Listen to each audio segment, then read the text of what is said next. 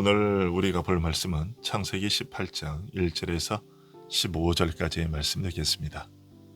창세기 18장 1절에서 15절까지의 말씀을 제가 봉독해 드리겠습니다. 여호와께서 마므레의 상수리 나무들이 있는 곳에서 아브라함에게 나타나시니라. 날이 뜨거울 때에 그가 장막문에 앉아 있다가 눈을 들어본즉 사람 셋이 맞은편에 서 있는지라.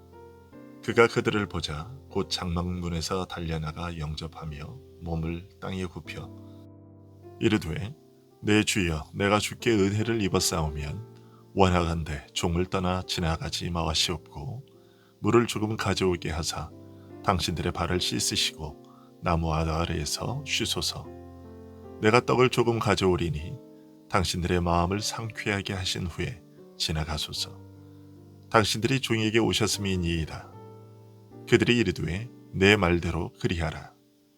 아브라함이 급히 장막으로 가서 사라에게 이르되 속히 고운 가루 세 스아를 가져다가 반죽하여 떡을 만들라 하고, 아브라함이 또 가축대 있는 곳으로 달려가서 기름지고 좋은 송아지를 잡아 하일에게 주니 그가 급히 요리한지라.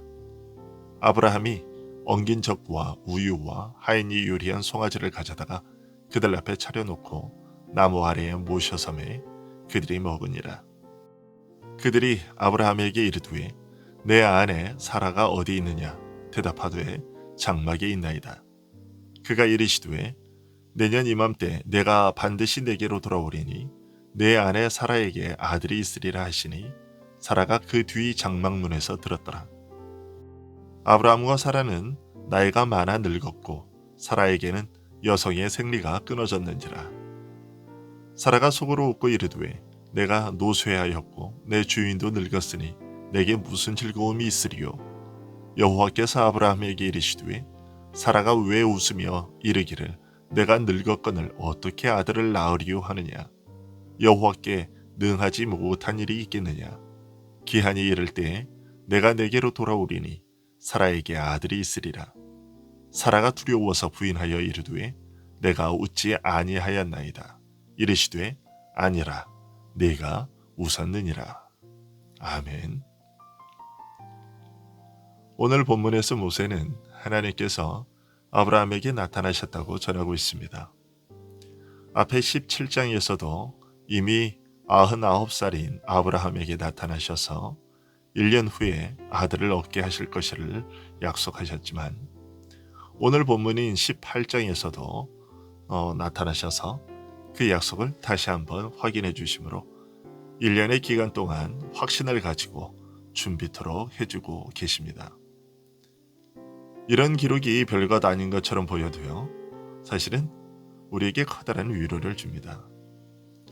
하나님께서 자신의 백성이 하나님의 도움이 필요할 때면 언제고 찾아와 만나 주신다는 것을 알려주고 있기 때문이죠. 그렇습니다. 하나님은 우리가 필요할 때면 우리의 믿음이 약해지지 아니하도록 언제고 다시 찾아와 우리에게 하나님의 약속의 말씀을 들려주십니다. 다음으로 우리가 오늘 본문에서 보게 되는 교훈은 하나님의 은택을 입은 자들이 타인들에게 어떤 자세를 취하여야 하는가에 대한 것입니다. 아브라함은 자신의 장막문 앞에 있다가 3명의 나그네 무리를 보고서는 그들에게 달려가 예를 피하며 자신의 집에 들어와 잠시 쉬다가 갈 것을 권유했습니다. 나그네들이 아브라함에게 와서 도움을 요청했던 것이 아니라 아브라함이 먼저 가서 그들을 도왔던 것이죠. 아브라함의 이러한 태도는 그의 박애정신이 얼마나 뛰어났었는지를 보여줍니다. 일반적으로 자신의 지인들에게 친절을 베푸는 일들은 얼마든지 있지요.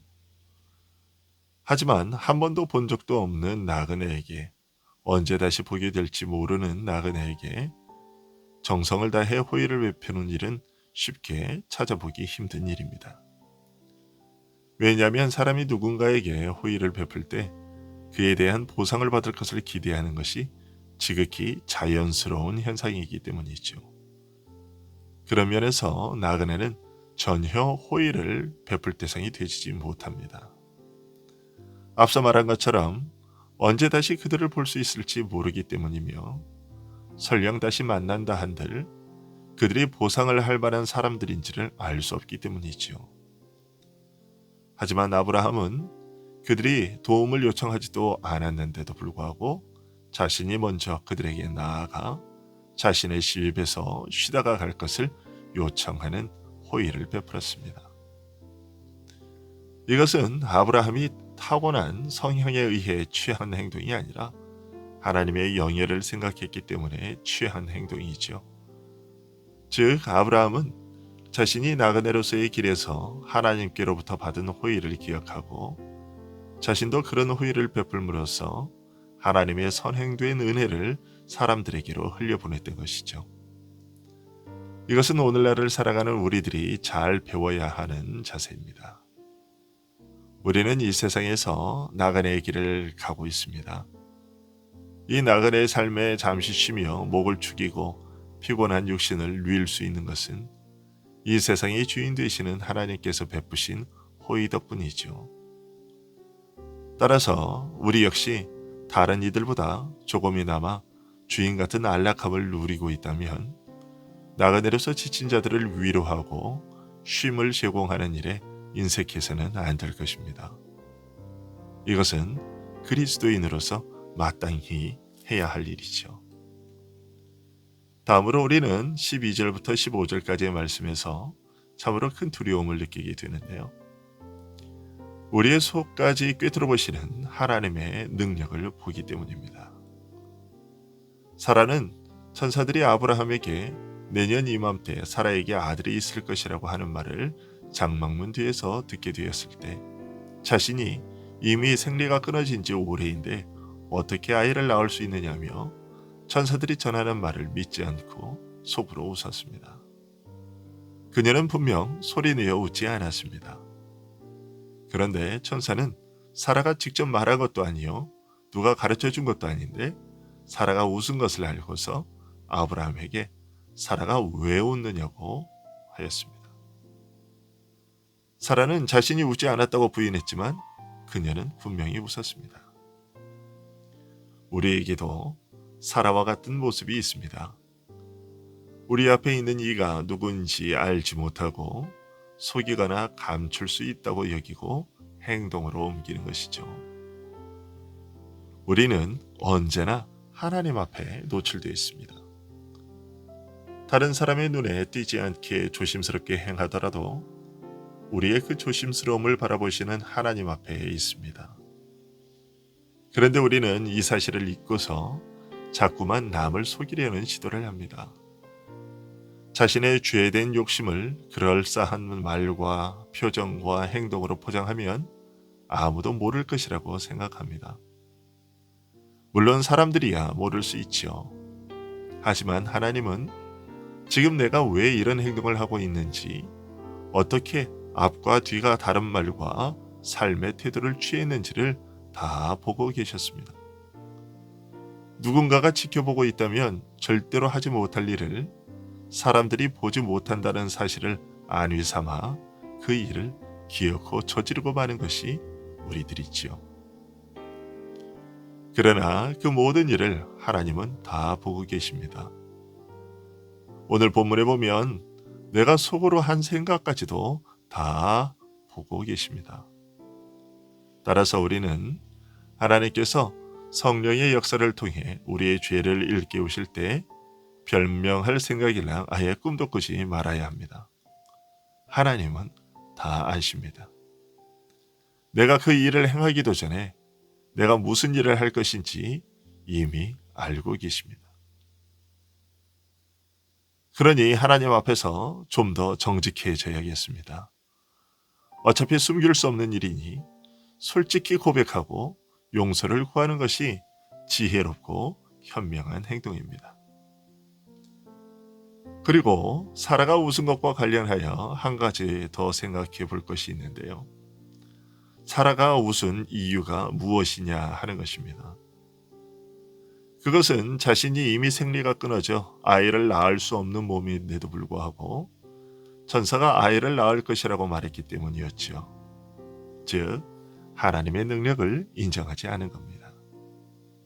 진실로 우리는 하나님의 말씀을 불신할 때마다 하나님에게서 그분의 권능을 박탈하려는 시도를 저지르고 있는 것임을 알아야 합니다.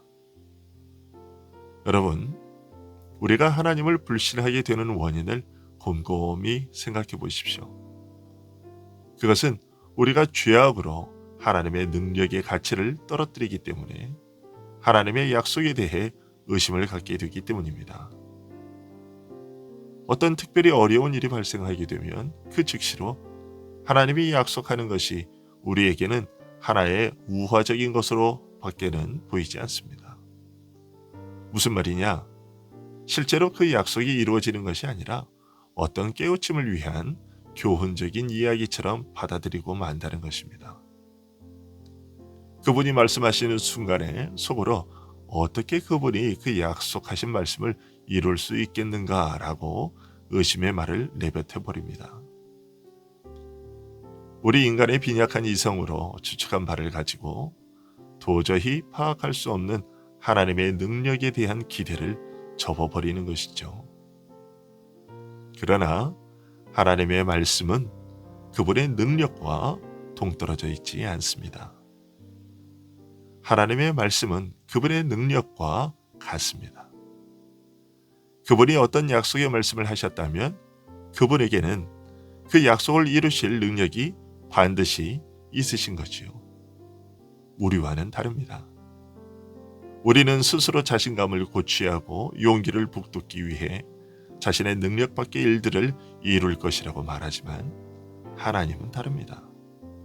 하나님의 말씀은 곧 그분의 능력입니다.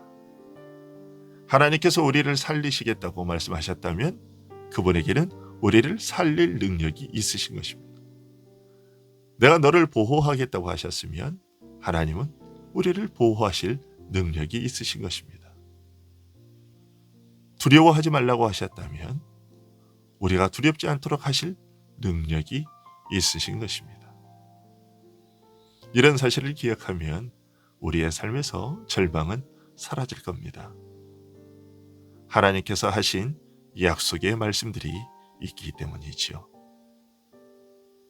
그분은 우리의 보호자가 되어주시며 어디든지 우리와 함께 계심하고 약속하셨습니다. 그리고 그 약속을 하셨으니 그것을 이룰 능력도 있으십니다. 그 전능하신 능력으로 그 약속의 말씀들을 이루실 것입니다. 그러니 혹시나 하나님이 깜빡하거나 해서 내 인생이 잘못되지는 않을까 하는 염려는 버리시고 하나님의 말씀이 선포되면 감사함으로 아멘으로 받아들이시고 그 일을 이루실 것에 대한 기대를 가지고 전진해 나가는 우리들이 되기를 소원합니다. 기도하겠습니다.